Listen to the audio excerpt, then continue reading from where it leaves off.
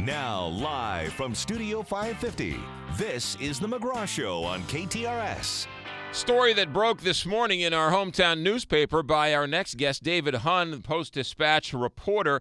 The city of St. Louis has to pay the Rams legal fees as they negotiate the Rams lease with the city. David Hunn, thanks for joining us here on KTRS Radio. Happy to be here, McGraw. How are you? What was how did this come to be? Explain this. Right. So this goes back all the way to when the Rams first came to St. Louis, and they signed a lease with the convention center, basically, that said there was this strange clause that nobody had really heard of then that said every 10 years Edward Jones Dome has to be quote unquote first tier, and that means it has to be among the top 8 stadiums in the National Football League. And so, this set off, every 10 years, it set off kind of a round of negotiations, right? Well, we're now in our second round. And, this time the Rams were just not interested in kind of negotiating, I suppose. They wanted the first tier stadium or nothing. And so it went to arbitration. And when it went to arbitration, the arbitrators ruled in the Rams' favor and said it's going to take the plan that you guys suggested, and this is CVC figures it'll be about $700 million put together, and that's the only thing that'll make this stadium first tier. So that all happened this past winter. The arbitrators ruled, but there was this one clause in the lease that said whoever wins the arbitration also gets their legal fees covered. So the arbitrators went back and kind of figured out what constitute legal fees, which fees should the CVC pay, the convention center, and which fees should the Rams pay. And they came down. The Rams asked for $3.5 million in fees. They included 2 different law firms. One of the lawyers billed at $1,000 an hour, and I suppose luckily for the CVC, the arbitrators said, no, you don't need to pay for the second law firm. Moreover, you don't need to pay for the expert witnesses and stuff. But it was still $2 million just for the one law firm and a few other expenses. Now, so the CVC has to pay for the Rams lawyers as well as their own lawyers. Right. So the CVC incurred its own expenses at the same time. It got, I think nearly $2 million. It's ringing up the bill still, so I think it's at about 1.5 right now, but they expect that to rise to maybe close to $2 million by the time it's done. David Hunn with us, St. Louis Post-Dispatch reporter who broke this story in the newspaper today, also at stltoday.com. Now, Goldman Sachs is involved with this somehow, and you bring up in your story that they're under an SEC investigation. What's going on with that? Right. So this is interesting. I mean, so all this arbitration stuff is going on. Well, at the same time, okay, stop for a quick second.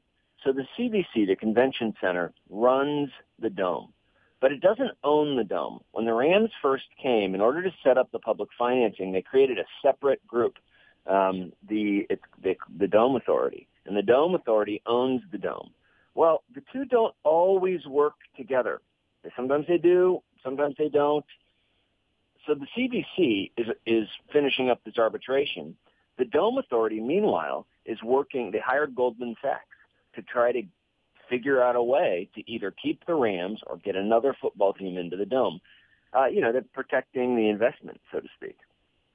So when they hired Goldman Sachs, and this was back in February, if I remember correctly, there was this contract created with Goldman Sachs, and Goldman Sachs in that contract said, we're going to be your financial advisor. And then later in the contract, they said, well, but we're not going to actually give you quote-unquote advice as defined by this particular federal law, because we might want to help you underwrite the bonds if you issue them down the road. So this is all super, financial jargon, but the SEC doesn't like that Goldman Sachs basically disclaimed away their financial advice. They say you can't do that, and so they're or that you might not be able to do that. So they're looking into it to see if that's legal. If Goldman Sachs can both provide financial advice and possibly underwrite loans down the road. McGraw, the issue here is that if if Goldman Sachs gives financial advice, the SEC is worried one of those pieces of advice might be, hey, you should hire us to underwrite your bonds, which, of course, would be probably not good for the taxpayer. So, David Hunn, where does the dome situation stand now? Okay, so this is where you have these two entities working not at cross purposes, but not necessarily together. So the CVC, the Convention Center Commission, is kind of saying there's nothing more we can do here. But the Dome Authority, the people who own the Dome, and Governor Nixon, who appoints people to that group, they really still aren't giving up. They want the Rams to stay in the Dome, and they're trying to figure out other ways to keep the Rams, and they've brought this up several times, get another team into the Dome. The Rams aren't going to stay. Maybe they can find somebody who will come. But what about the actual Rams talking to Fenton or trying to build something? I mean, where is all that? Okay, so this is, again, all caught up in this arbitration stuff. But the Rams all of this has to happen, right? So the legal fees have to be paid. The Rams have to send a letter saying we want these $700 million, or roughly $700 million in renovations done. And the CVC so the Convention Center has to officially say, no, we're not doing that. And once they officially say no, then starting in 2015, 2014, the Rams go on a year-to-year lease. Yeah. David Hunn, we are short on time. We're going to have to leave it there. Great work, as always. We'll have you back as the news warrants. Thanks for checking in, David Hunn. Good talking to you, Rob. Bye.